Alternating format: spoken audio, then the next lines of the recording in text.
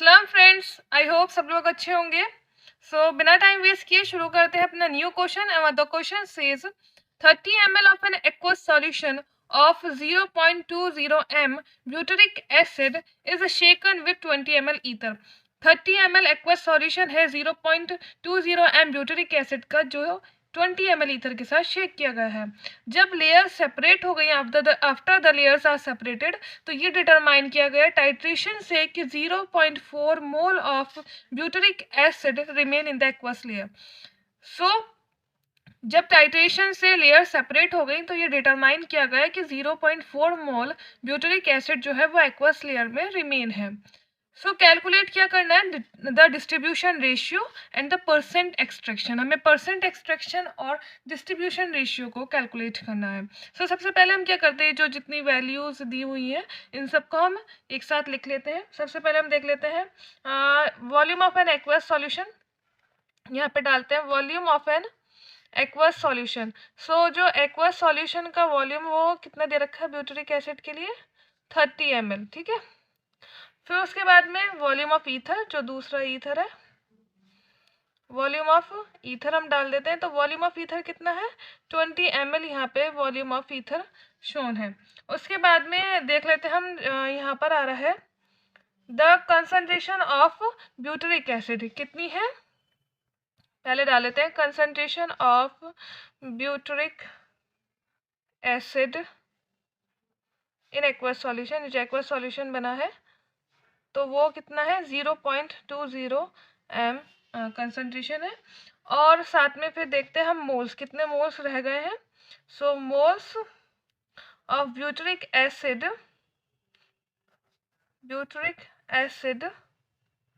Remain in aqueous solution. जो aqueous solution बना है तो वो जो उसमें ब्यूटरिक एसिड एक्वस लेयर में है वो कितने दिए हुए हैं, 0.4 मोल्स यहाँ पर दिए हुए हैं।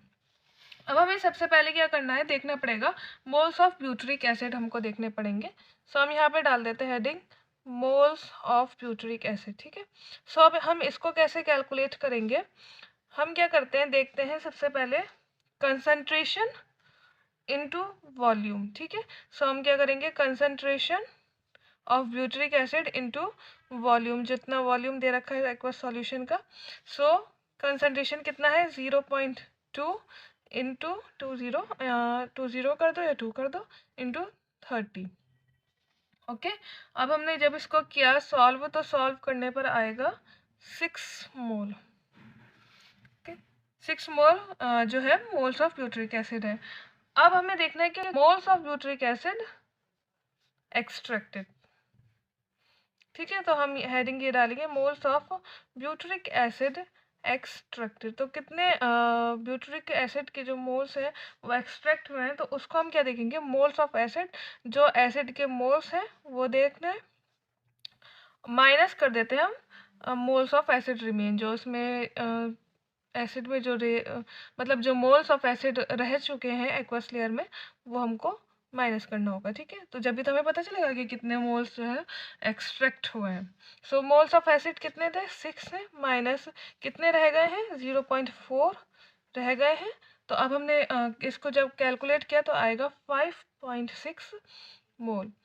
इतने जो है moles of butyric acid extract हुए हैं। इसके बाद में हमें क्वेश्चन में हमसे क्या पूछा गया था कि यहाँ पे डिस्ट्रीब्यूशन रेशियो कैलकुलेट करना है और परसेंट एक्सट्रैक्शन, ये सब तो हमने निकाल लिया। अब हम क्या करेंगे, इसका डिस्ट्रीब्यूशन रेशियो जो है वो कैलकुलेट करेंगे।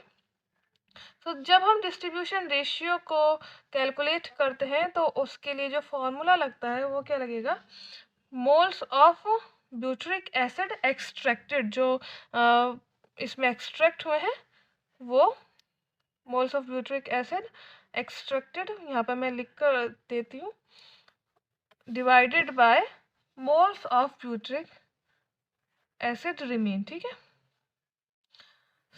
कितने एक्सट्रैक्ट हुए थे, 5.6 एक्सट्रैक्ट हुए थे, और कितने इसके अंदर थे रिमेन थे, वो थे 4। सो हम वही करते हैं 5.6 डिवाइडेड बाय 0.4।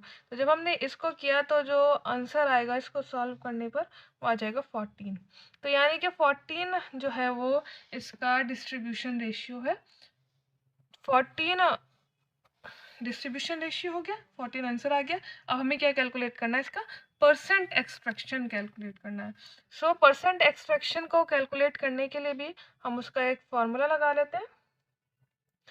फॉर्मूला क्या लगेगा परसेंट एक्सट्रैक्शन को कैलकुलेट करने के लिए? परसेंट एक्सट्रैक्शन है तो जाहिर सी बात है भाई परसेंटेज में आएगा। सो परसेंटेज में 100 तो लगता ही है, वो तो सबको मालूम ही है।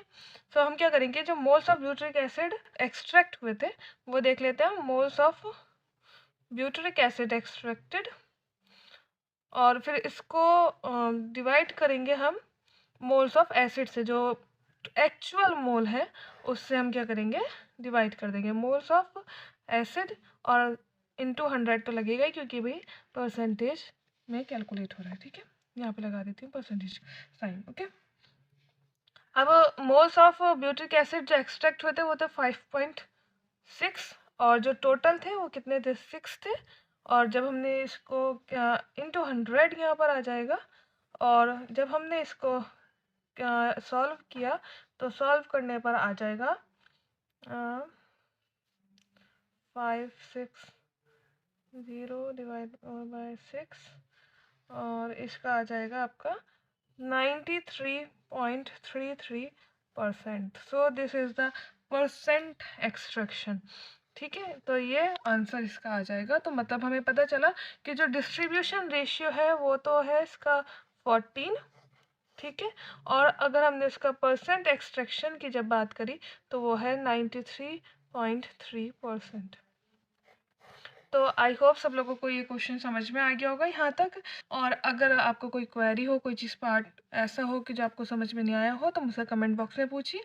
और अगर आपका कोई क्वेश्चन है जो आपको समझ में नहीं आ रहा है तो वो भी मुझसे कमेंट बॉक्स में पूछिए, मैं उसके लिए एक आपको वीडियो बना कर दूंगी। तब तक के लिए thank you and have a nice day.